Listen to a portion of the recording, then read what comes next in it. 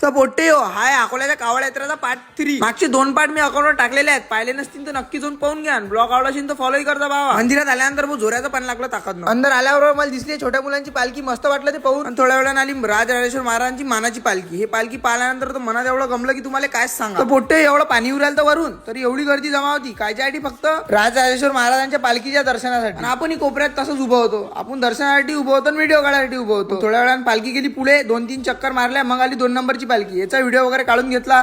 मग 3 नंबरची पालखी आली आणि अशाच नंबरा पालख्या येणं चालू झाल्या. लोकांचा जोश एवढा टॉप लेवल होता की तुम्हाला काय सांगा. मोठी अकोला झाल्यानंतर तुम्ही कावड यात्रा नाही पाहिली तर तुम्ही काहीच नाही पाहिलं. थोड्या वेळाने पाणी थांबलं. एक व्हिडिओ वगैरे काढून घेतला. दर्शन घेतले महाराजांचे मेन पालखीचे. मग तिथून बाहेर गेलो. मंदिराच्या बाहेर गेल्यानंतर आपलं पुरं अंग आपले कपडे सगळं ओलं झालं होतं. मी म्हटलं चला मग घरी जाऊ. मग या थंड वातावरणात मस्त हवा खात आम्ही घरी पोहोचलो. घरी पोहोचल्यानंतर अंघोळ वगैरे केली. झालो मी तयार. म्हटलं चल आता जो आपण कावडचा माहोल कॅच करायला. मोठे रस्त्यावरला डबर पाहून तुम्ही समजू शकता किती पाणी आलं असेल अकोल्यात. मग आम्ही गाडी लावली. पहिले गेलो गांधी चौकात. गांधी चौकात एवढा माहोल चालू होता की तुम्हाला काय सांगा. हे पाहून किती माहोल चालू होता. इथे व्हिडिओ वगैरे काढून घेतले आणि मग आम्ही निघालो सिटी कोतवालीच्या इकडे जायला. लोकांची गर्दी पाहून घ्या. जिकडे नजर तिकडे लोक आहेत भाऊ. त्याला म्हणतात भाऊ अकोल्याचा माहोल. मग पुढे आलो आम्ही सिटी कोतवाली जवळ. इथेही मराठी गर्दी बम माहोल होता. तेवढा तर मला दादा दिसले पोस्टर घेऊन खूप बरं वाटलं. मग गांधी चौकात टिक्का लावण्यात आला होता. टिक्का लावून घेतला आणि थोड्या वेळाने आम्हाला दिसले आमच्या गावचे समाजसेवक चिवडा घेऊन आले. ते कुठून तरी आमच्यासाठी खायला. मग चिवडा वगैरे खाल्ला आम्ही आणि तिथून निघालो पुढे कावड पाहण्यासाठी. तर पोट्टे तुम्ही महाराष्ट्रातली सर्वात मोठी कावड पाहिली आहे काय? ते आपल्या अकोल्यात असते. ते तुम्हाला नेक्स्ट पार्ट मध्ये दाखवतो.